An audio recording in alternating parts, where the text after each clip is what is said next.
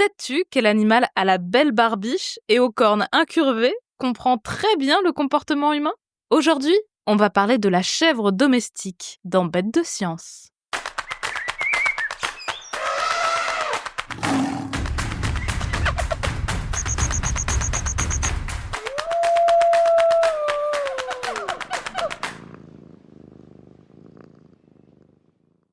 Ah, te voilà!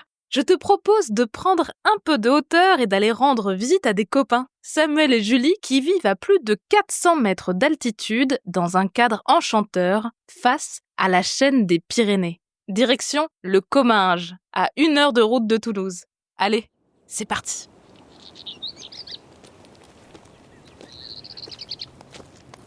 Il faut grimper encore un peu pour arriver jusque chez eux. Mais la vue est incroyable. Tu vois les montagnes là-bas? Les sommets des Pyrénées sont tout blancs et ressortent bien sur le ciel bleu que nous avons aujourd'hui. En continuant notre chemin, on aperçoit au loin un grand bâtiment rectangulaire. C'est là que nous allons, à la rencontre de nos héroïnes du jour. Ah, Nova, la chienne berger australienne, gardienne des lieux, nous accueille. Coucou Nova!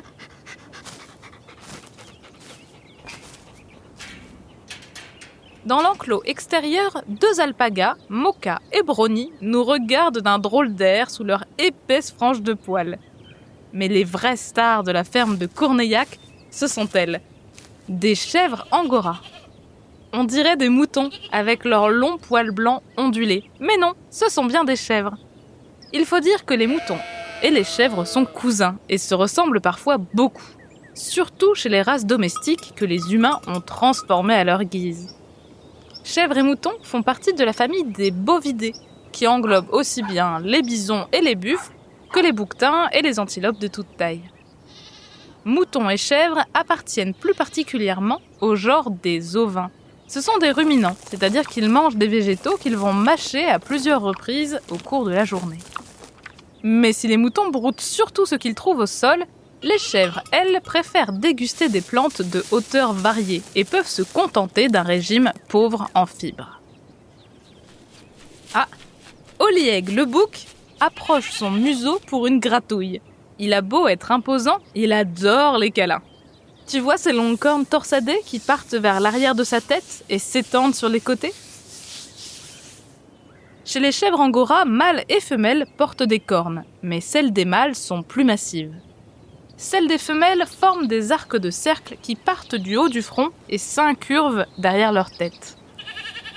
Et tu as vu ces yeux? Tout comme les moutons et les chevaux, les boucs et les chèvres ont des pupilles allongées en forme de rectangle, alors que les nôtres sont rondes. Cela leur donne un air un peu étrange pour nous, mais c'est très pratique pour eux.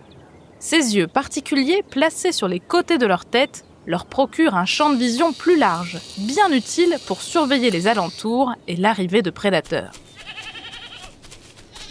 Si Olieg ainsi que tous les autres pensionnaires de la chèvrerie semblent si curieux et viennent aussi vite vers nous, c'est que les chèvres et les humains vivent ensemble depuis un sacré petit moment.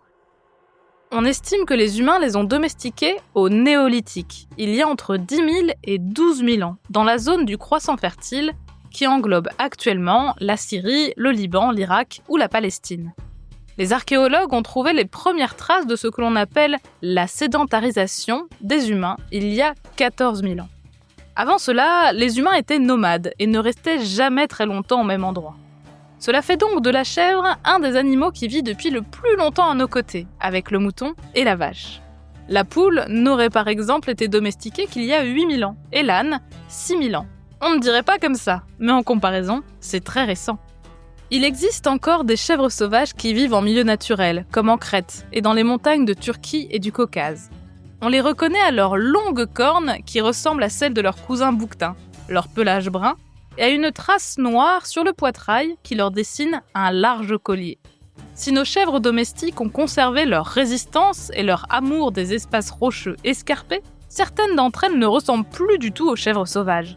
La domestication les a peu à peu transformées et nos chèvres domestiques ont gagné leur propre nom latin, Capra hircus.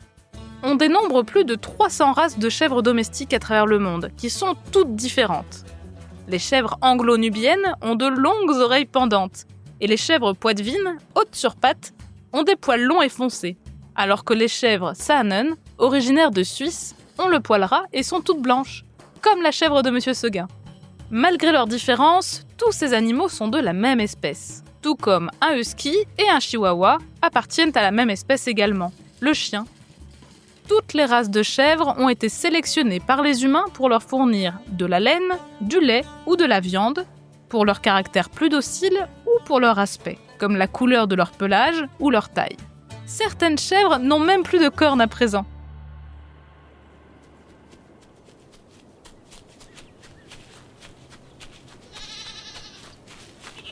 Pour obtenir ces qualités précises, les éleveurs font se reproduire entre eux des individus qui présentent les caractéristiques qui les intéressent, comme par exemple leur grande taille.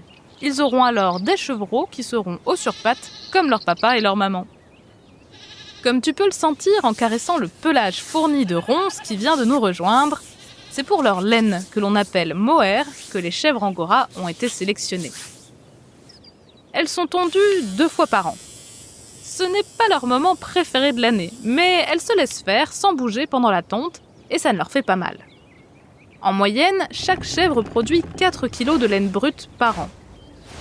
Cette laine, douce et chaude, est ensuite nettoyée et tissée pour former le ruban, qui est utilisé pour fabriquer des vêtements.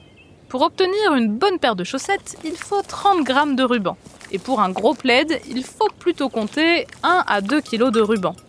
Ce qui veut dire qu'une chèvre, en une année, peut fournir de quoi confectionner 2 à 4 plaids ou 100 paires de chaussettes.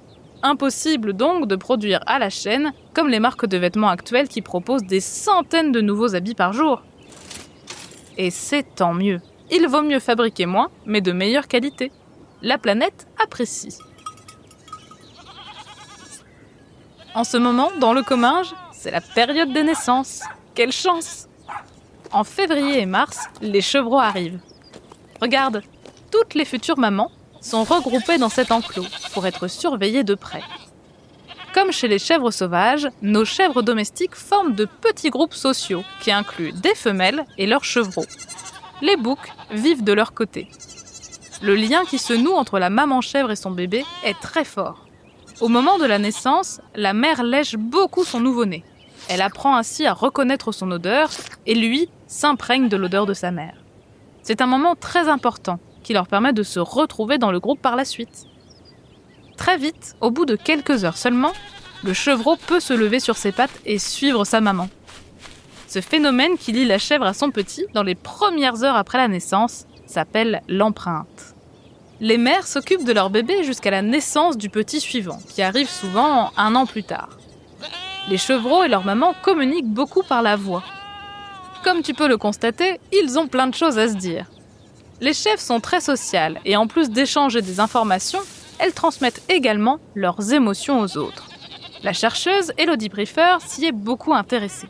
Tiens, écoute ce qu'elle m'a envoyé. Ça, c'est un chevreau qui crie et partage une émotion négative, comme de la frustration parce qu'il n'a pas à manger ou qu'il est séparé de sa mère. Et ça, c'est le cri qu'il pousse dans une situation positive, comme par exemple quand on le remet avec sa maman. L'équipe scientifique d'Elodie Briefer a ainsi prouvé que les chèvres reconnaissent les cris de leurs petits avec précision. Elles réagissent même aux cris de leurs jeunes alors qu'ils sont indépendants et sevrés depuis plusieurs mois. Et même lorsqu'elles ne les ont pas entendus depuis plus d'1 an, les mamans chèvres sont capables de reconnaître immédiatement les cris de leurs petits, qui ont pourtant grandi depuis et changé de voix. Elles ont donc une sacrée mémoire. En plus d'être de super communicantes entre elles, les chèvres sont très fortes pour comprendre d'autres animaux étranges qui vivent avec elles, les humains. À force de vivre avec nous, de nombreux animaux domestiques sont devenus experts en comportement humain. C'est le cas des chèvres. Le scientifique Christian Navraut et son équipe de recherche se passionnent pour leur intelligence depuis plusieurs années. Ils ont constaté par exemple que les chèvres sont capables d'identifier les émotions d'un visage humain. Quand les expérimentateurs leur présentent 2 photos d'une même personne qu'elles ne connaissent pas, l'une souriante et l'autre en colère avec les sourcils froncés, les chèvres s'approchent davantage et restent plus longtemps près de la photo souriante. Donc non seulement elles peuvent faire la différence entre ces deux émotions, mais elles préfèrent aussi passer plus de temps avec un humain au visage détendu. Il y a fort à parier que les humains sont beaucoup moins doués pour identifier les émotions des chèvres. Mais ce n'est pas tout. Une autre étude menée par la même équipe montre que nos biquettes peuvent également demander de l'aide et que pour ce faire, elles se tournent vers les humains qui sont attentifs ou non à leur situation. Dans cette expérience, chaque chèvre se retrouve face à une récompense appétissante enfermée dans une boîte en plastique transparente. Lors des premiers essais, à force d'entraînement, les chèvres parviennent à récupérer la récompense. Mais lorsque les scientifiques corsent l'exercice en collant le couvercle à la boîte, patatras! La récompense est là, bien visible dans la boîte, mais impossible pour elles de l'ouvrir. Quelle frustration! Pendant qu'elles sont confrontées à ce problème insoluble, un scientifique se trouve dans la pièce avec elles. Soit l'humain est agenouillé et regarde la chèvre, soit il lui tourne le dos et ne peut donc pas la voir.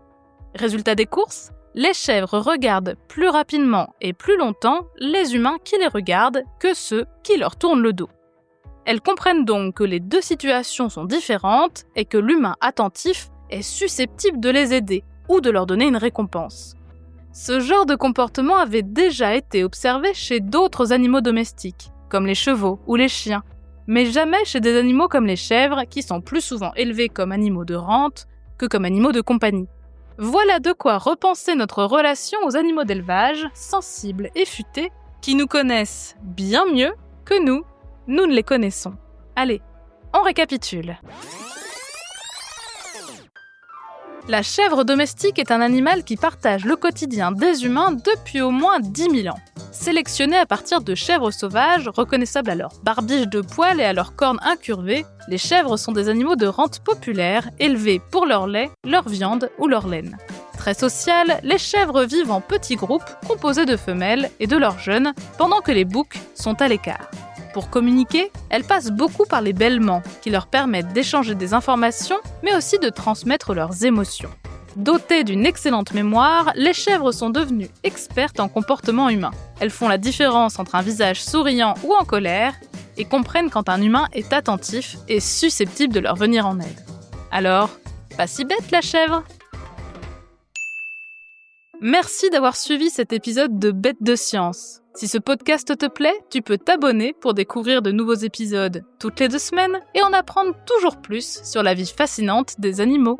Si tu nous suis sur Spotify ou Apple Podcast, tu peux même nous laisser 5 étoiles pour nous dire qu'on fait du bon travail. Ou nous laisser un commentaire si tu veux qu'on parle d'une bestiole en particulier. À bientôt, jeune aventurière et jeune aventurier!